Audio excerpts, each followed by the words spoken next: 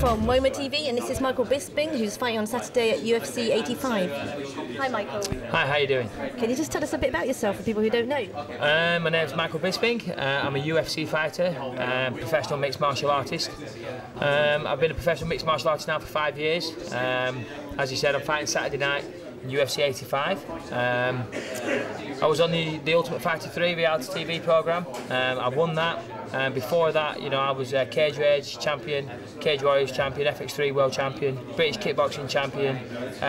Just basically competed martial arts all my life, and now I'm fortunate enough to make a living out of it. That's great. I actually read an article about you recently where you said that there was a couple of years where you took some time out. Yes. What made you take time out, and what brought you back into it again? I met my girlfriend, we bought a house, and we had a couple of kids, you know, and at the time I never really thought of martial arts as a way to make a living. You know, it's something I always did, I always enjoyed training and things like that, but yeah, I never looked at it as a way to make money or provide for my family. It was only when I was working I had a lot of time to think, you know, and I thought, you know, what can I do with myself? And one thing I was always good at was my martial arts, you know, and that was what I just kept coming back to, you know, and I thought, well, I'd be crazy if I didn't try while I'm still young to try and make a living out of it, and fortunately that's paid off. Did you ever think you'd never come back to it? I don't know. I suppose it was always there. It was always within me, you know, to do that. So yeah, no, I knew I would at some point. And so we asked some questions earlier, but one of the things I'm interested in is what inspires people. Who are your heroes? Because obviously you're a role model to people coming up, but who inspires you? It's a bit embarrassing, but when I was a kid, you know, I was a big fan of Jean-Claude Van Damme, actually. You know what I mean? I used to like all them types of movies when I was a kid. Obviously Bruce Lee. I used to, you know, love watching Bruce Lee films.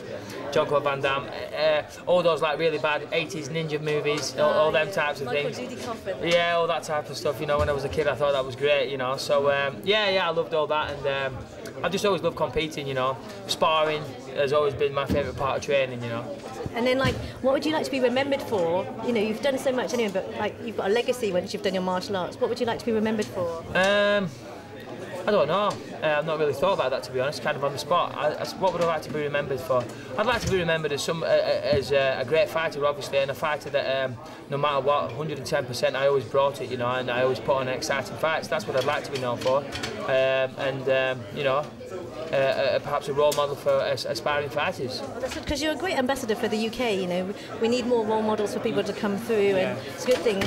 What next for you after UFC and everything? I don't know, you know, this is something I think about all the time, you know, because I realise I can't do this forever, you know, and obviously you know, I want to provide a good life for my family, so I'm always thinking about the next thing, you know. Right now I'm a UFC fighter, and I want to stay involved with the UFC for as long as I possibly can. You know, I'd like to open a gym, or whatever. I don't know what it is. I'd love to just be involved in martial arts, whatever. Like, I'm also involved in martial arts, and some of my friends are fighters as well, and one of the things they were interested to know about is the support from your family and community when you're fighting. How is that for you? Is it so important? Yeah, to be honest, yeah. If I didn't have the support of my family, then I don't think it would be possible, to be honest, you know, to do what I do, because I spend a lot of time away from home, and the training is very intense. So yeah, without them, it wouldn't be possible, so I've got to say thanks to them. And everyone back home, you know, where I live, you know, they're all very, very supportive. I live in a small town, so everyone's, you know, very supportive, like I say. All my old friends, you know, it's quite tough. You know, I don't get to see them very often anymore, and you know, so hello. That's good. And I've got one last question that I always ask people because it's a bit silly, but you've trained so hard, but there's some powers like superpowers that obviously you can't train for. If you could be a superhero or any special power, what would you have? I don't know, probably invisibility. And I'm not saying why. Sneaking to girl showers. Oh my gosh. No, I'm kidding. Okay. No, if I could fly, or turn anything to gold. Oh, that'd be good. That'd be quite handy. Maybe help people. Yeah, well, I wouldn't have to fight for a living then. Would you really not fight? Would you not fight then if you had all that? Oh no, I've always said this. Even if I won the lottery, I'd still fight. 100%, yeah.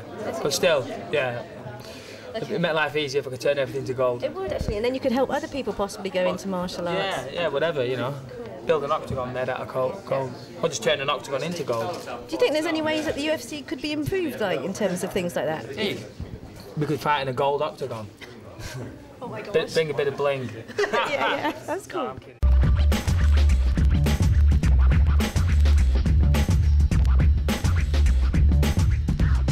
yeah, well, my training regime, I train about 5-6 days a week, depending. when I'm training for a fight, I'm up at 6 o'clock in the morning, start the day off with a run. I come home, I'll eat, and then I'll be back. I'll go to the Wolf Lair, I'll train maybe 3 hours there. A combination of wrestling, jiu-jitsu, kickboxing, and wrestling, I said that. Boxing, kickboxing, wrestling and jiu-jitsu, sorry. I'll go home, I'll sleep, eat, and then up again in the evening. I have weight training, sparring, run sprints, whatever, so it's very intense. As far as the diet's concerned, high protein, low carbohydrate. It's hard when I'm training with the low carbohydrate, but because I'm trying to cut weight, you know, I have to monitor the carbs. Try not to eat carbs after mid-afternoon.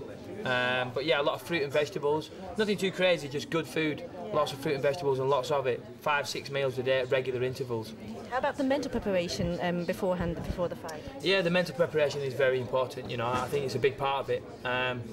You know, there's a lot of guys that you might train with who are fantastic in the gym, but on the night, you know, they're not too good. You know, there's lots of great gym fighters out there who can't compete when it matters.